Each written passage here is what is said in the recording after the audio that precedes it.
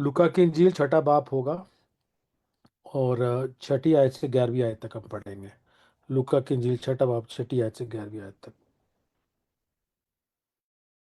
कोई भी पढ़ दे तो उसके बाद फिर मैं शुरू करूँ। सिस्टर रुमीला। जी, आइए हम खुदावंद के मुकद्दस कलाम में से पढ़ते हैं। नए अहदनामा में से लूका की अंजील उसका छठा बाब छठी आयत से कौन से आयत तक? 11वीं आयत तक। छठी आयत से लेकर 11वीं आयत तक। और यूं हुआ कि किसी और सब्बत को वो इबादत खाना में दाखिल होकर तालीम देने लगा, और वहाँ एक आदमी था जिसका दाहिना हाथ सूख गया था, और फकीह और फरीसी उसकी ताक में थे कि आया सब्बत के दिन अच्छा करता है या नहीं, ताकि उस पर इल्ज़ाम लगाने का मौका पाएं। मगर उसको उनके ख्याल मालूम थे। बस उसने उस आदमी से जिसका हाथ सूखा था कहा, उठ और बीच में खड़ा हो। वो खड़ा हो हुआ बस वो खड़ा हुआ। यस्सु ने उनसे कहा, मैं तुमसे पूछता हूँ कि आया सब्बत के दिन नेकी करना रवा है या बदी करना, जान बचाना या हलाक करना? और उन सब पर नजर करके उससे कहा, अपना हाथ बढ़ा। उसने बढ़ाया और उसका हाथ दुरुस्त हो गया। वो आपे से बाहर होकर एक दूसरे से कहने लगे कि हम यस्सु के साथ क्या करें। खुदा के कलाम के पढ़े और सुने जाने पर आप सबको बरकत मिले। आमीन। आमीन। थैंक यू सिस्टर जी। खुदा आपको बड़ी बरकत दे, आपके साथ हो। अब जब हम बाइबल पढ़ते हैं ना, तो बाइबल पढ़ते जाते हैं अक्सर, और उस बाइबल के पीछे जो कहानियां हैं उसके मतलब को इतनी गहराई से समझ नहीं पाते हैं। और आपने ये वाला किस्सा ज़रूर, ये वाली स्टोरी सुनी होगी कि एक आदमी था, उसका हाथ जो है वो सूख गया था। उसका हाथ काम नहीं कर रहा था, और हमें ये भी पता है कि उसके दाहिने हाथ में प्रॉब्लम थी, वो भी लिखा है, और फिर उसकी हीलिंग के बारे में लिखा है। लेकिन आज इस कलाम में से ना सिर्फ हम ये समझेंगे कि ये शख्स जिसका हाथ सूख गया था, इसकी क्या सूरत हाल थी, ये किस मुश्किल से गुजर रहा था, बल्कि हम ये भी देखेंगे कि उसका असर हमारी ज़िंदगी के ऊपर किस तरह से होता है, और हमारे लिए प्रैक्टिकल लेसन्स क्या हैं इसमें से सीखने के लिए। अब ऐसे लिखा है कि सब्बत का दिन था, और यीशु क्या है, सब्बत के दिन इबादत गाह में गए तालीम देने के लिए। और लिखा है, and a man was there, एक शख्स उधर, एक आदमी उधर था जिसका दाहिना हाथ सूख चुका था।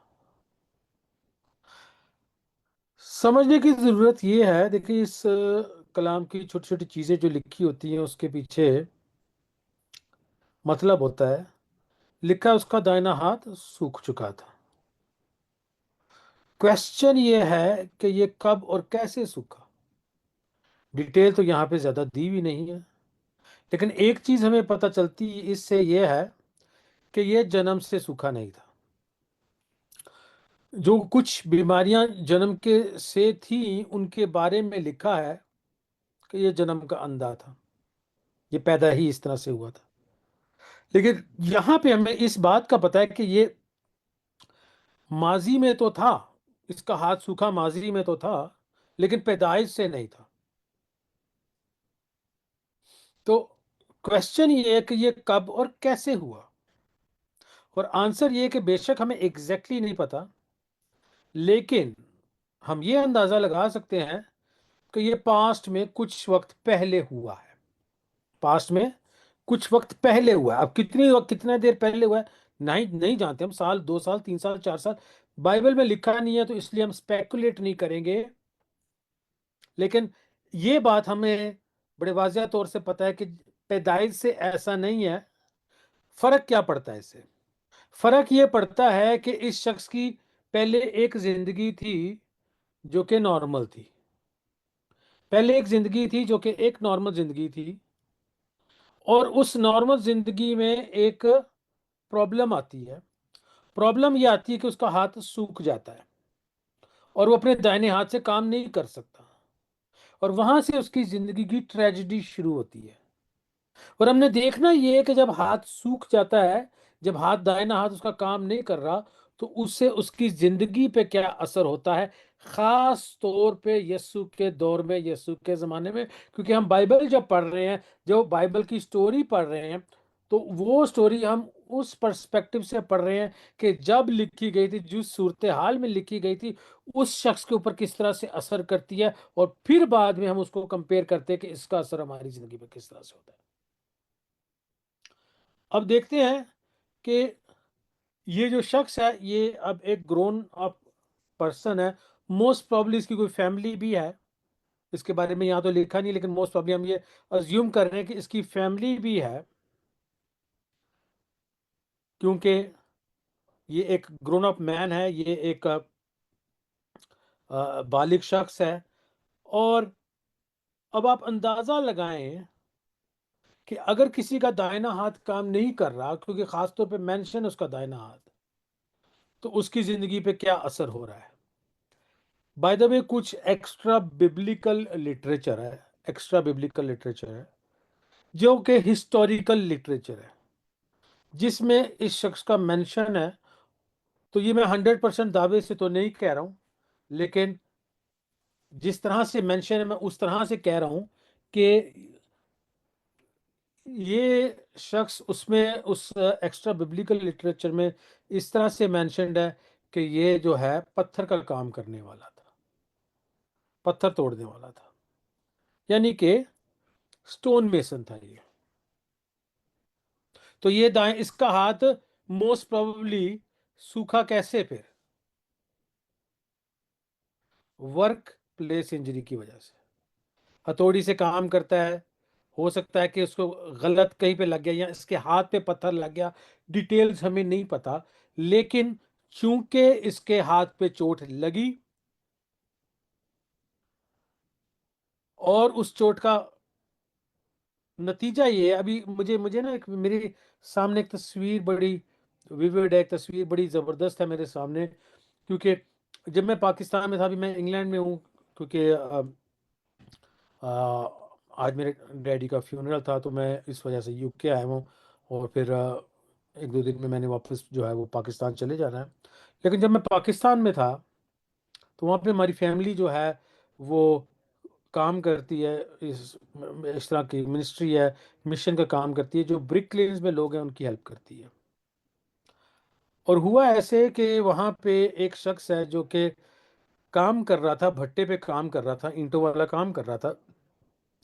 और भट्टे के अंदर जहाँ पे ईंटें पकाई जाती हैं, वहाँ पे इतनी तेज उसकी आग होती है कि उसने, वो वहां से गुजर रहा था, ईंटें रख के वहां से गुजर रहा था, और गुजरते गुजरते जब उन्होंने उसका वो उठाया, उसके ऊपर एक काले रंग का एक कप होता है, तो वो जब उसने उठाया तो उसकी हवा, वो गर्म हवा उसके एंकल पे लग गई और एंकल पे जख्म हो गया थोड़ा सा।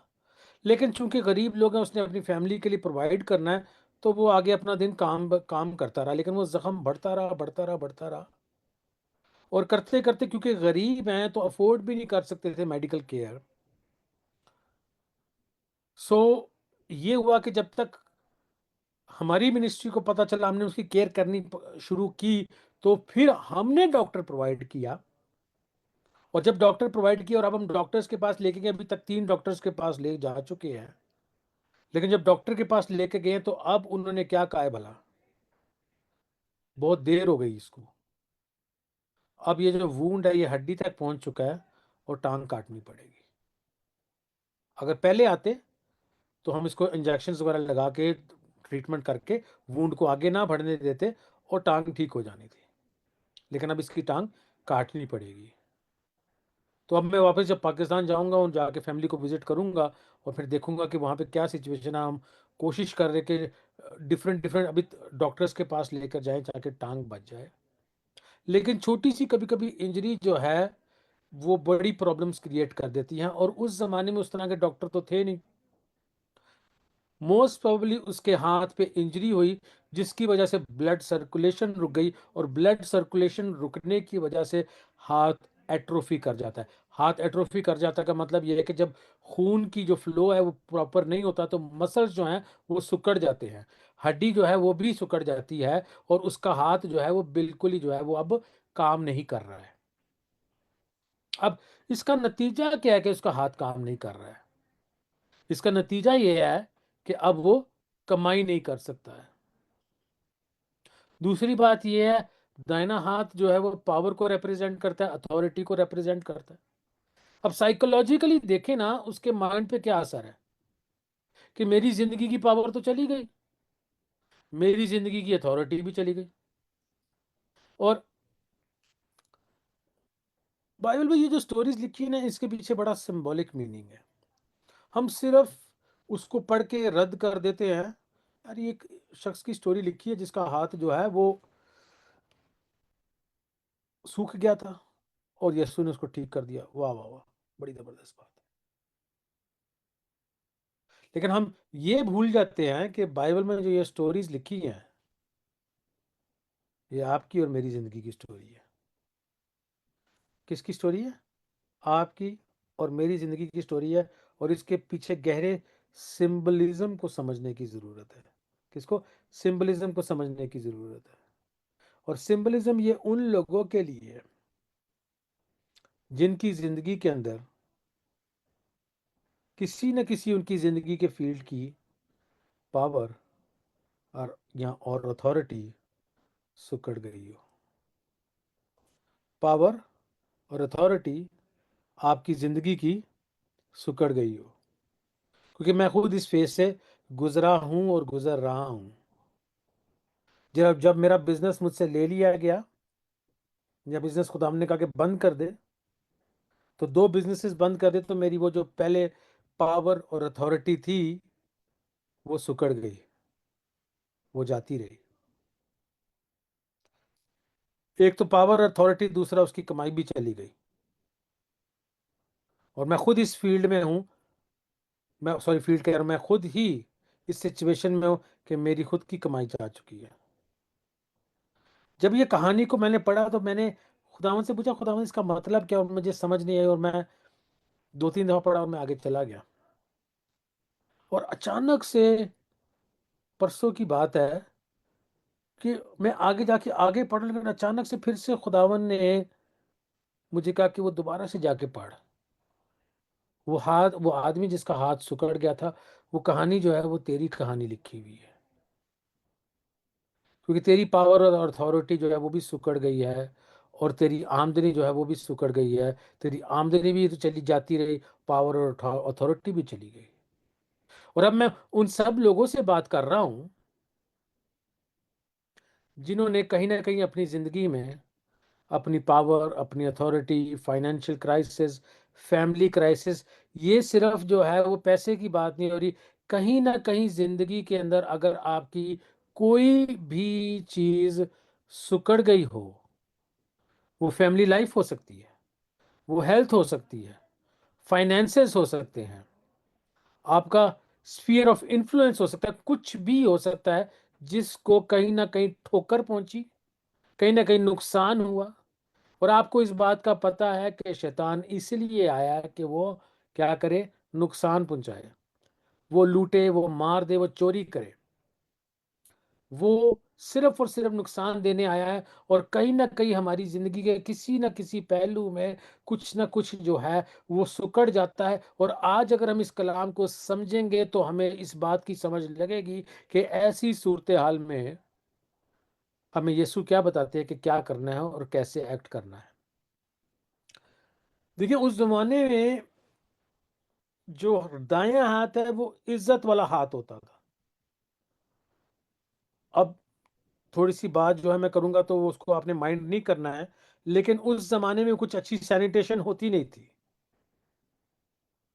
सो उस वजह से, और आज भी हम देखते हैं कि हमारे पड़ोसी जो हैं वो इसी तरह की पुरानी सोच अभी भी लेकर चल रहे हैं कि खाना दाहिने हाथ से खाना है, बाएं हाथ में जो है वो हाथ इज्जत के लायक नहीं है। उस जमाने में ये सोच थी। दाहिना हाथ इज्जत का हाथ है, ओहदे का हाथ है, अथॉरिटी का हाथ है, पावर का हाथ है। जब आपने किसी से मिलना है तो दाहिना हाथ आगे करना है। अगर कोई बायां हाथ आगे करता है तो ये बड़ी बेइज्जती की बात थी उस शख्स के लिए जिसके आगे बायां हाथ किया जा रहा है। लेकिन इसका तो दायां हाथ बिल्कुल काम ही नहीं कर रहा है। जरा कैफियत समझिए, सोच समझिए उसके, उस शख्स को कि उसको किस चीज से गुजरने की जरूरत है, किस चीज से वो अपना दायां, यानी कि वो अपना इज्जत वाला हाथ आगे नहीं कर सकता। उसकी मजबूरी है कि वो अपना बायां हाथ आगे करे। और बायां हाथ किस चीज को रिप्रेजेंट करता है? इज्जत को नहीं। बायां जब आप आगे देते हो तो ये जिल्लत और रसवाई की की तस्वीर है। ये किसी की इज्जत को क्या है, नीचा दिखाने की बात है कि उसको कंसिडर नहीं कर रहे कि दायां हाथ आगे करें। और अब आप देखिए इसका साइकोलॉजिकल इफेक्ट उस बंदे के ऊपर क्या है। वो हमेशा शर्म में है, वो हमेशा लोगों से क्या है कि वो अब किनारा करेगा क्योंकि वो किसी के आगे अपना दायां हाथ कर नहीं सकता। और बाएं हाथ किसी को दिखाएगा तो वो इज्जत की बात नहीं है। तो उसको अब मुआशरे से अपने आप को क्या करना पड़ रहा है, हटाना पड़ रहा है, शर्म और जिल्लत की का सामना करने पड़ रहा है। और कभी हमारी जिंदगी के अंदर भी ऐसी सिचुएशन आती है कि हमारे लिए भी एक शर्मनाक सिचुएशन होती है। और मुझे मुझे कई अरसे तक इस बात का कई दुख रहा कि यार मैं बिजनेस में बंद हो गई। हालांकि खुदावंद की तरफ से था, लेकिन फिर भी मुझे पर्सनली जो है, क्योंकि जब आपके बिजनेस में नुकसान होता है, फैमिली में नुकसान होता है।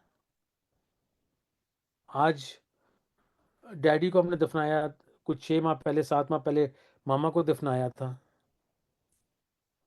तो जो फैमिली ट्रेजिडीज होती हैं, फैमिली सिचुएशंस होती हैं, वो भी इसी तरह से कुछ ना कुछ सिकुड़ जाने की बात है। क्योंकि माँ बाप आपकी जिंदगी का एक ऐसा हिस्सा होते हैं जो कि आपको एक दिल के अंदर तसल्ली होती है, इत्मीनान होता है कि नहीं यार, मेरे माँ बाप जिंदा हैं, मेरे माँ बाप मेरे साथ हैं। लेकिन जब जब माँ बाप चले जाते हैं तो आपकी जिंदगी का ना एक हिस्सा सुकड़ जाता है। आपको पता है कि कुछ भी हो जाए इस दुनिया के अंदर, आपके वालिदैन हमेशा आपके साथ है। लेकिन इस शख्स का दायां हाथ सिकुड़ने से इसके माइंड पे बहुत बड़ा इफेक्ट हुआ है। माइंड पे बहुत बड़ा। हमें ये भी पता लगता है कि ये शख्स जो है ये खुदावंद से मोहब्बत करता है। इसलिए तो रैंडम सब्बत के दिन में इबादत गाह में था। इसको थोड़ी पता था कि यीशु आएंगे और उसको हील करेंगे।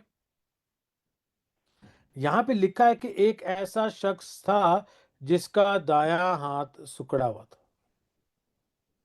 एक शख्स था, क्या कर रहा था उधर? ये जो जिसका दायां हाथ सुकड़ा हुआ था ना, ये शख्स सामने नहीं था।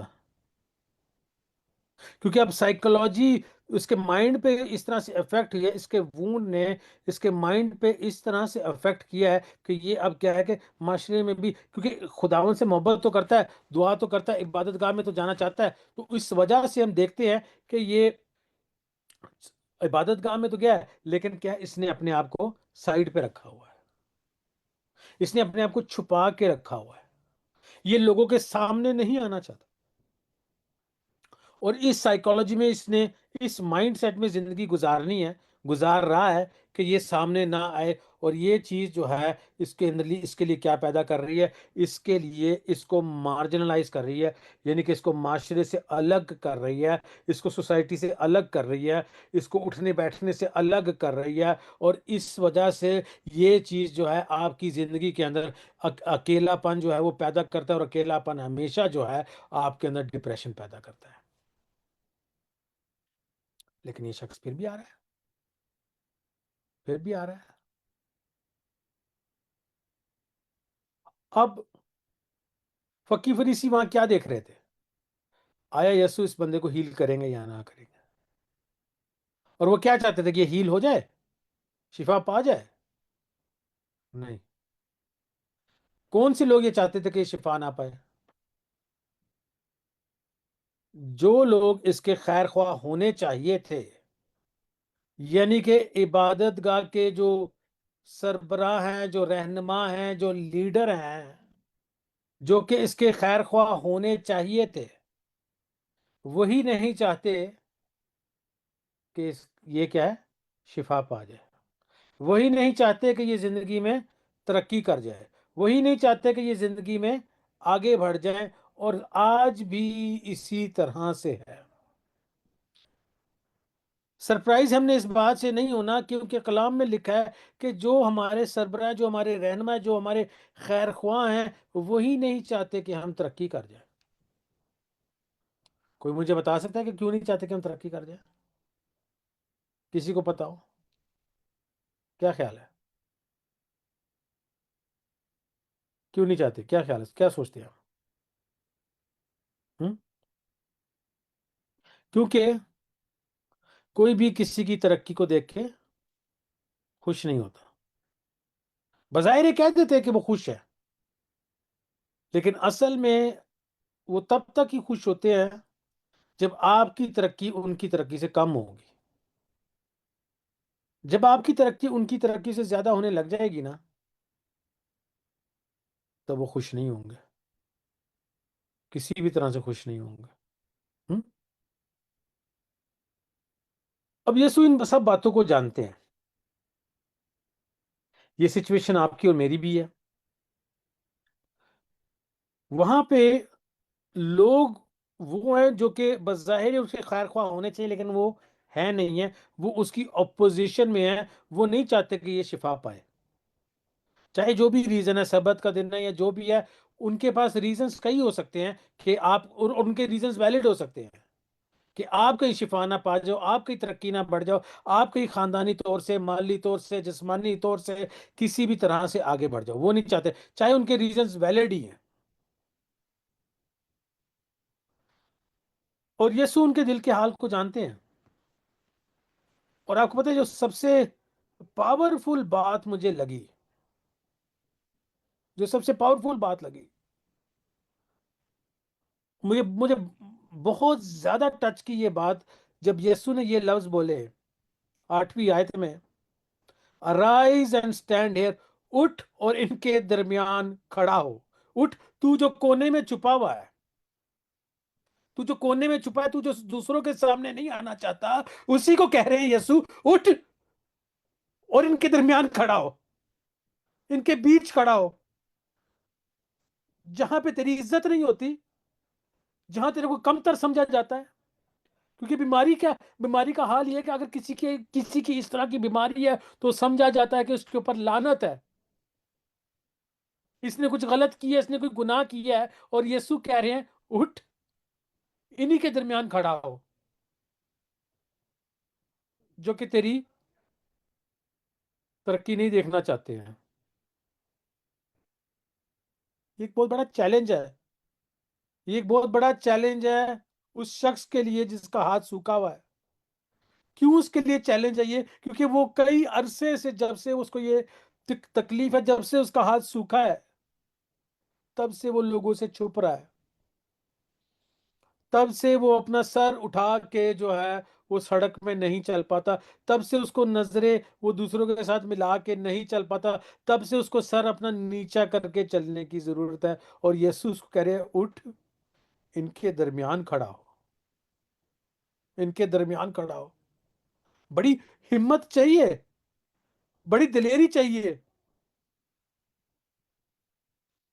जब आप खुद किसी ना किसी दुख से गुजरे हो, तकलीफ से गुजरे हो, परेशानी से गुजरे हो, आपको लोगों के सामने खड़े होने के लिए बड़ी हिम्मत और दलेरी चाहिए। यीशु कहते हैं, उठ खड़ा हो इनके सामने। यीशु आपको पता क्या कह रहे हैं और मुझे क्या कह रहे हैं? मुआशरे से नहीं डरना, लोगों से नहीं डरना। इस इस बात के डर में अपनी जिंदगी नहीं गुजारनी कि लोग क्या कहेंगे। इस बात के डर में जिंदगी नहीं गुजारनी।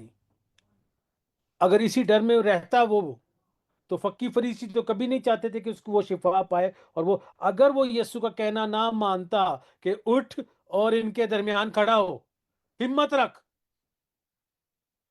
अगर आप में और मुझ में दलेरी नहीं होगी उठ खड़े होने की, बावजूद इसके कि हमें ठेस पहुंची है, बावजूद इसके कि हमें नुकसान पहुंचा है, बावजूद इसके कि हमें कहीं ना कहीं जिस्मानी, रूहानी, एहसासी कहीं ना कहीं से कोई ठेस पहुंची है, कहीं ना कहीं से कोई दुख पहुंचा है, कहीं ना कहीं से कोई जख्म पहुंचा है, और उस जख्म का साइकोलॉजिकल इफेक्ट ये हुआ है कि अब हम जो हैं वो अपने आप को, अपना हाथ चूंकि आगे नहीं बढ़ा सकते, तो हमने अपने आप को छुपा सा लिया है, पीछे से कर लिया है। इसका एक साइंटिफिक न्यूरोलॉजिकल टेस्ट और इस पे एग्जामिनेशंस और एक्सपेरिमेंट्स भी हुए हैं कि जब इंसान का एक हाथ जो है उस पर चोट लग जाती है, उसको इस्तेमाल नहीं करता, तो उसका साइकोलॉजिकल इफेक्ट माइंड पे होता है, और माइंड आहिस्ता आहिस्ता भूल जाता है इस हाथ को इस्तेमाल करना, और इस वजह से जो हालत होती है, जो चोट लगी इतनी चौंकी, चूंकि वो इस्तेमाल नहीं कर रहा और माइंड अब उसको भूल जाता है इस्तेमाल करना, वो और ज्यादा सुकड़ता जाता है, और ज्यादा सुकड़ता जाता है। जेकब के गुजरने के बाद, अगर आपको पता नहीं, मेरे बेटे की डेथ हुई थी 6 साल पहले, 9 माह का था वो, तो मेरा जो राइट शोल्डर है ये फ्रीज हो गया, और पूरे 2 साल जो है ये शोल्डर फ्रीज रहा है। फिजिकली देखें, इन दुखों से जब हम गुजरते हैं इसका फिजिकल इफेक्ट होता है। और मेरी वाइफ रुमाइला के जो हम कमर में हम्प सा हो गया था, और वो ऐसे करके अंदर से एक ऐसे वो एक कह ले कि कुबड़ा सा जो ना पोस्चर हो गया था, क्योंकि कि यहाँ पे जब दर्द होती है ना दिल में, तो वो पूरे मसल्स को ऐसे खींचती है, या फिर ये शोल्डर पे, राइट हैंड पे, क्योंकि हमारा सॉरी लेफ्ट हैंड मेरा जो है ना वो पूरा फ्रोजन था, क्योंकि दिल हमारा इस साइड पे है, तो उसका इफेक्ट जो है वो बॉडी पे होता है। साइकोसोमेटिक रिस्पॉन्स इसको कहते हैं। तो उसका हाथ नहीं चल रहा, उसकी वजह से उसके माइंड पे असर हो गया, और उसने इस हाथ को चलाना ही छोड़ दिया है, और क्या कि ये हाथ और ज्यादा सिकुड़ता जा रहा है। हाथ किस चीज को रिप्रेजेंट करता है? बाइबल में हाथ जो है वो इक्लीसियास्टिक चैप्टर 9 वर्स 10 हमें हमें पता लगता है, वाइस की किताब 9 बाब 10 आयत में पता लगता है, लिखा है, जो काम तुम्हें मिल करने को मिले उसको कैसे करो, अच्छे से करो, क्योंकि जहां तुम जाते हो यानी कब्र में, वहां कोई काम नहीं है। जो काम तुम्हारे हाथ को मिले करने के लिए, तो दाहिना हाथ किसको रिप्रेजेंट करता है? काम को रिप्रेजेंट करता है। दाहिना हाथ किसको रिप्रेजेंट करता है? काम को रिप्रेजेंट करता है। और हम ये देखते हैं कि काम वो नहीं कर पा रहा है। कौन नहीं कर पा रहा? इसका हाथ, जिसका हाथ सूखा हुआ है, वो काम नहीं कर पा रहा है, दाएं हाथ से काम नहीं कर पा रहा। वो किस चीज को रिप्रेजेंट करती है? वो कमाई को रिप्रेजेंट करती है। कमाई नहीं कर पा रहा है, काम नहीं कर पा रहा है। और ये स्टोरी उन लोगों की है जिनके काम को कोई ना कोई ठोकर पहुंची है, जिनको कोई ना कोई फाइनेंशियल नुकसान हुआ है, वो काम नहीं कर पा रहा है। तो जब वो काम नहीं कर पाता, तो उसका हम देखते हैं कि साइकोलॉजिकल अफेक्ट होता है। किस चीज के ऊपर साइकोलॉजिकल इफेक्ट होता है? इस चीज के ऊपर साइकोलॉजिकल इफेक्ट होता है कि वो माइंड पे असर करती है, और माइंड सुन्न हो जाता है।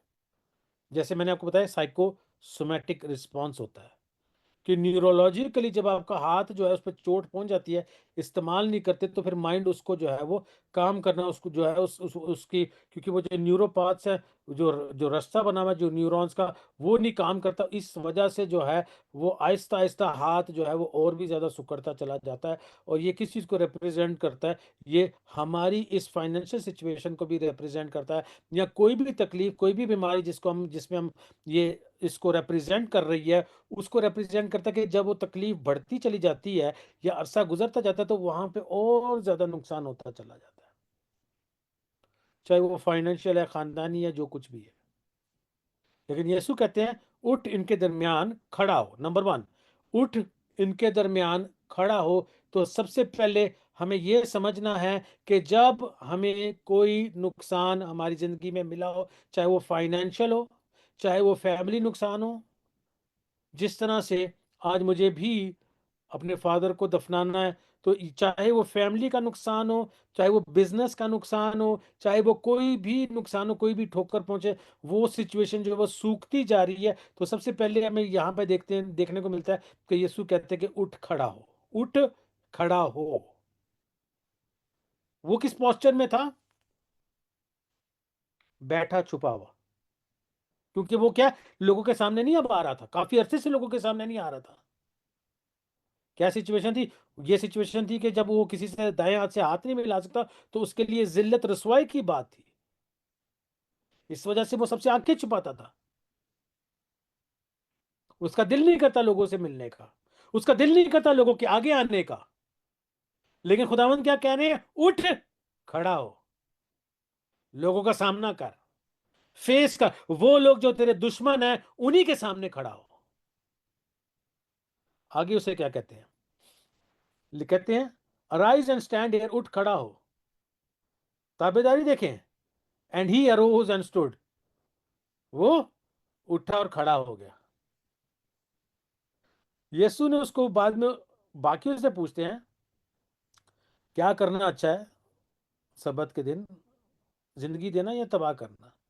उसके बाद 10वीं आयत में, when he had looked around at them all he said to the man, जब यीशु ने उनकी तरफ देखा, उन सब की तरफ देखा, बल्कि ये वाक्य जो है वो मरकस की इंजील में भी लिखा है 3 बाब में, और मरकस की इंजील में उस पहली आयत से है। मरकस की इंजील में बड़े इंटरेस्टिंग तरीके से थोड़ी सी और एडिशन है इसके अंदर।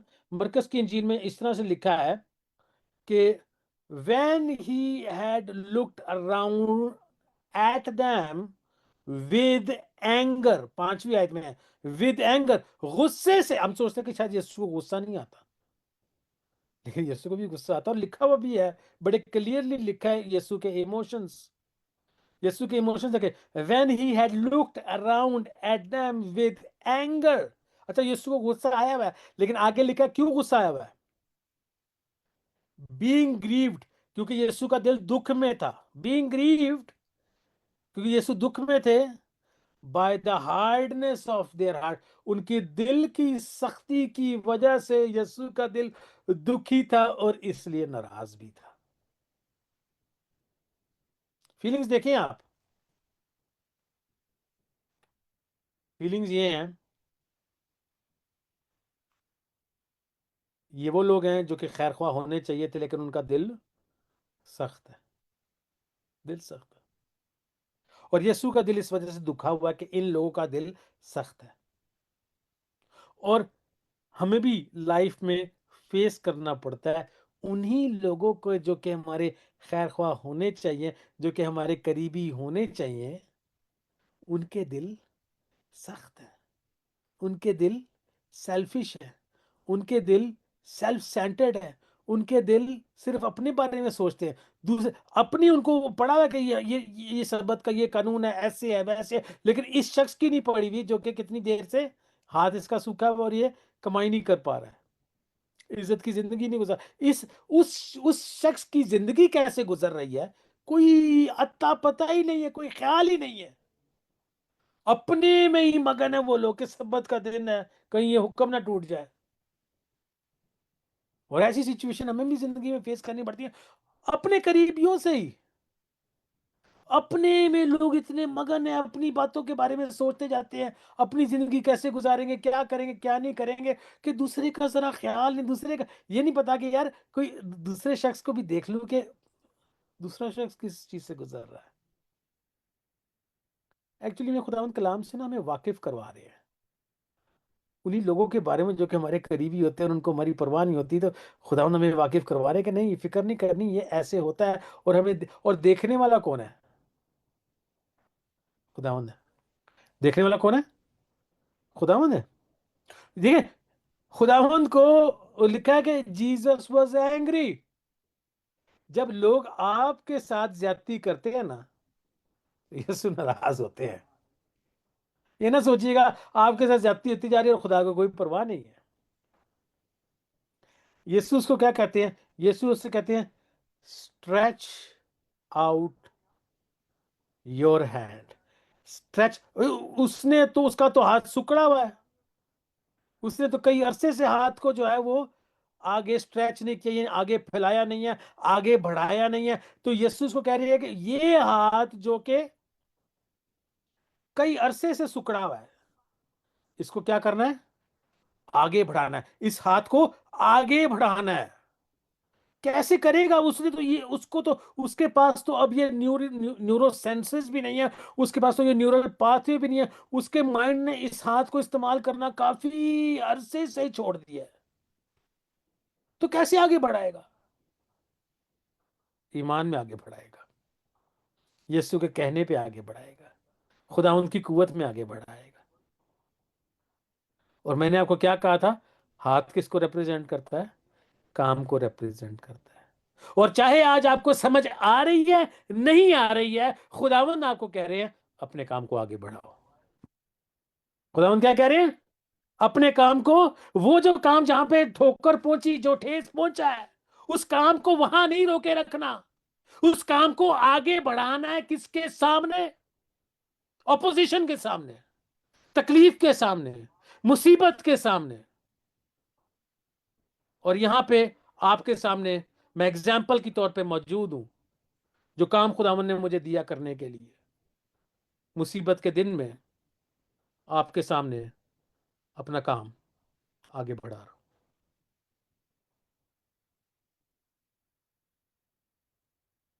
ये मत सोचे कैसे करूंगा, कैसे करूंगी, मैं ये फील कर रहा हूं, ये मैं फील कर रही हूं। इमोशंस पे नहीं जाना, तकलीफ पे नहीं जाना, मूड पे नहीं जाना, दिल कर रहा है, कर रहा है, नहीं नहीं कर रहा, इस पे नहीं जाना। अपना काम आगे बढ़ाना है। जो काम खुदावन ने दिया करने के लिए, चाहे वो सुकड़ गया है, चाहे वो आगे नहीं बढ़ता, चाहे नहीं आता, चाहे आपके पास वो न्यूरो पाथवेज नहीं है, चाहे अरसे से आपने वो काम नहीं किया है, या नया काम है, या बिल्कुल भी आपको नहीं आता है, डजंट मैटर। वो काम जो दिया है आपको, वो आगे बढ़ाना है, उसको रोके नहीं रखना, आगे बढ़ाना है। चाहे जिल्लत का सामना करना पड़े, चाहे ऑपोजिशन का सामना करना पड़े, चाहे उन लोगों के सामने काम को आगे बढ़ाना पड़े जिन लोगों से आपको कोई मदद की तवक्को नहीं है, चाहे जैसी मर्जी सिचुएशन है। खुदा उनका कलाम क्या कह रहा है? यीशु कहते इसको, stretch out your hand, stretch. इतने अरसे से उसने हाथ को आगे नहीं बढ़ाया, इतने अरसे से उसका हाथ सूखा हुआ है। और यीशु कह रही है, सबसे पहले तो मेरे लिए, मुझे तो एकदम, जैसे मैंने ये आयत पढ़ते पढ़ते जो है, ये आयत वहां से पॉप करके ऐसे मेरे दिल में लगी, और एकदम मुझे धचका सा लगा कि यीशु कह रहे हैं कि उठ, इनके दरमियान खड़ा हो। और फिर कह रहे हैं इनके दरमियान खड़ा होके अपने हाथ को आगे बढ़ा। चाहे ये चाहते हैं कि नहीं चाहते हैं। और मुझे पता है कि अगर मेरे खुदावन ने वादा किया है और कहा है कि अपने काम को आगे बढ़ा, और मुझे मुझे आज बड़ा मुश्किल महसूस होता है अपने काम को आगे बढ़ाना, मुझे पता है कि मेरे खुदा ने मुझे कहा है और मैं आगे बढ़ाऊंगा, और खुदा के फजल से मुआवजा होगा और वो काम आगे बढ़ेगा। खुदावंद आज आपसे पूछना चाह रहे हैं, आपकी जिंदगी का कौन सा ऐसा हिस्सा है जो सुकड़ चुका है, जो तकलीफ में है, जो परेशानी में है? क्या खानदानी परेशानी है? क्या सेहत की कोई प्रॉब्लम है? फाइनेंशियल कोई प्रॉब्लम है? कोई और मैटर है? बहुत सारे मैटर्स हो सकते हैं, एजुकेशन का, कैरियर का, जॉब का, किसी भी चीज का। खुदावंद आज आपको कह रहे हैं आपने स्टैंड लेना है, आपने हिम्मत रखनी है। डजेंट मैटर के किस चीज से गुजर रहे हो, आपने हिम्मत रखनी है, आपने स्टैंड लेना है। और आपने ऑपोजिशन, मुश्किलात, ऑपोजिशन का मतलब ये नहीं कि लोग सिर्फ अपोज करेंगे, हालात भी अपोज कर सकते हैं, सूरत हाल भी अपोज कर सकती है, तकलीफें भी आ सकती है। आपको लग रहा है कि इम्पॉसिबल है, ये कंडीशंस बहुत मुश्किल है, फाइनेंशियल मार्केट बड़ी मुश्किल है, आजकल के हालात नहीं सही हैं, ये नहीं सही, वो नहीं सही, इन्फ्लेशन है, ये है, वो है, क्या प्रॉब्लम है, मुल्क के हालात सही नहीं चल रहे, पॉलिटिकल हालात सही नहीं चल रहे, फाइनेंशियल हालात सही नहीं चल रहे। खुदावन आज आपको बार बार ये समझा रहे हैं कि इन चीजों की तरफ गौर नहीं करना, कि कौन सी कमजोरी जो है मेरे लिए रुकावट बन रही है, बल्कि कह रहे हैं उठ, इनके दरमियान खड़ा हो।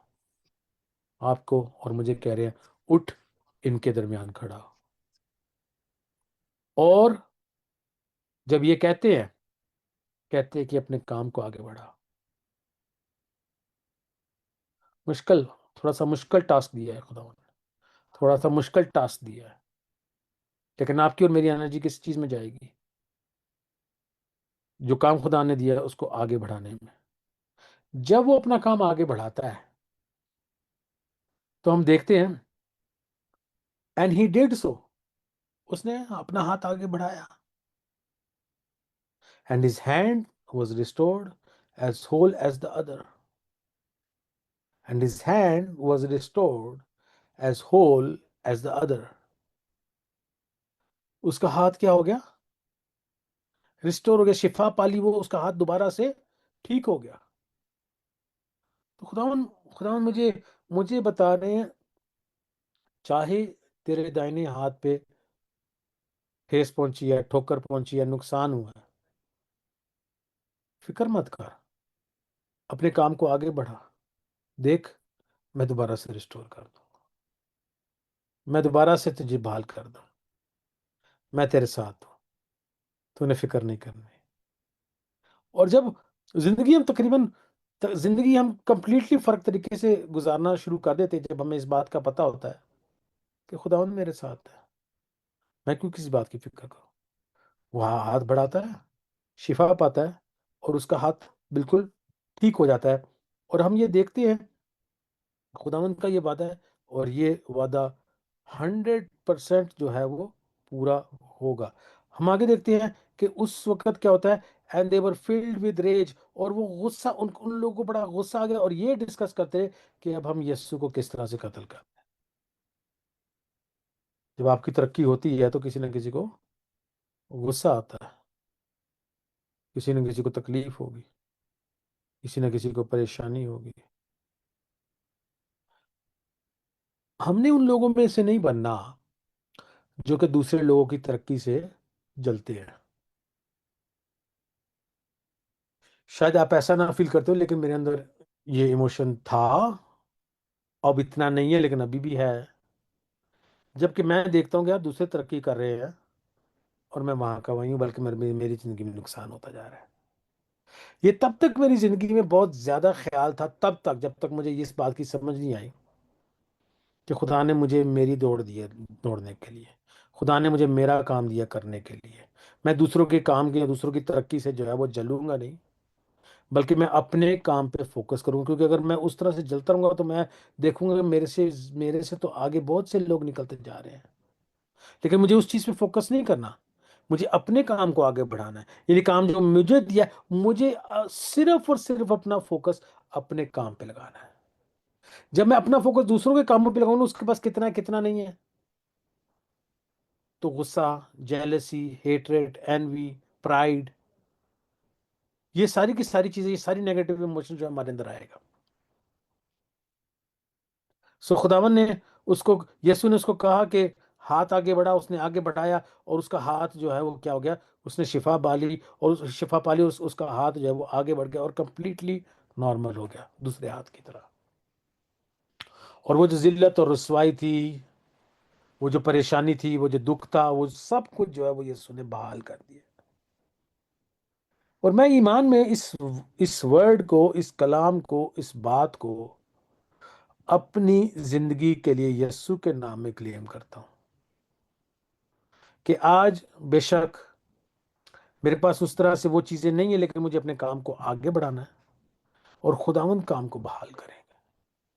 ऑपोजिशन के सामने करना है, मुश्किलात के सामने, हालात के हों, लोगों के हों, किसी भी तरह से खुदावंद आज मेरी जिंदगी में जिस तरह से उसकी जिंदगी में मुआवजा किया था, मेरी जिंदगी में जरूर मुआवजा करेंगे। इस ईमान से मैं अपनी जिंदगी जी रहा हूं, और खुदावंद आपको आपकी जिंदगी में भी मुआवजा करेंगे, और आपको भी उसी जगह से जिंदगी जीनी है कि खुदावंद आपके साथ है। आपको ऑपोजिशन के सामने, तकलीफ के सामने, परेशानी के सामने दिलेरी में ये नहीं कि छुपे रहना है, पीछे रहना है, खड़े होना है, मुश्किलात का सामना करना है और उन्हीं मुश्किलात में अपने काम को आगे बढ़ाना है। और बाकी खुदावंद का काम है, वो आपको बरकत देंगे, वो मुआवजा करेंगे, वो तरक्की देंगे, वो हीलिंग देंगे, वो अनॉइंटिंग देंगे, वो ब्लेसिंग्स देंगे, वो आपकी ज़िंदगी में प्रॉस्पेरिटी देंगे। जिस चीज़ की भी कमी है ना, वो सारी की सारी चीज़ें खुदावंद आपकी ज़िंदगी में पूरी करेंगे। और मैं ये सिर्फ थियोलॉजी से नहीं बात कर रहा, मैं प्रैक्टिस से बात कर रहा हूँ, क्योंकि मैं ये ज़िंदगी जीता हूँ। मैं वो प्रीच कर रहा हूँ जो मैं जीता हूँ, वो नहीं जो मैं सीखता हूँ। कि खुदावंद अपने वादे के पक्के हैं, गारंटी से मैं कह रहा हूँ, खुदावंद अपने इस वादे के पक्के हैं और वो अपने वादे को पूरा करेंगे। और आपको एक भी सेकंड शक में, डाउट में, खौफ में, फियर में नहीं गुजारने के फ्यूचर में क्या होगा। आपके खुदावंद ने आपको बरकत देनी देनी है। सिर्फ आपने, अगर आप नहीं उठे, लिखा है and he arose and he stood up, वो उठा, वो खड़ा हुआ, यीशु ने कहा कि हाथ आगे बढ़ा, उसने बढ़ाया और उसको बरकत मिले। अगर आप नहीं उठे, अगर आपने काम आगे नहीं बढ़ाया, अगर आप छुपे रहे, अगर आप बैठे रहे, फिर नहीं मिलेगा। लेकिन दिलेर बने, आगे बढ़े और देखें खुदावंद का मौजूद आपकी ज़िंदगी में किस तरह से होता है। दुआ करता हूँ कि आज के कलाम के वसीला से आपको खुदावंद ने बरकत दी होगी, आपके साथ होंगे। और इस बरकत के वसीला से, इस कलाम के वसीला से आप दिलेरी पाएंगे, उठेंगे, खड़े होंगे और अपने काम को भी आगे बढ़ाएंगे। खुदावंद आप सबके साथ हो, बड़ी बरकत है।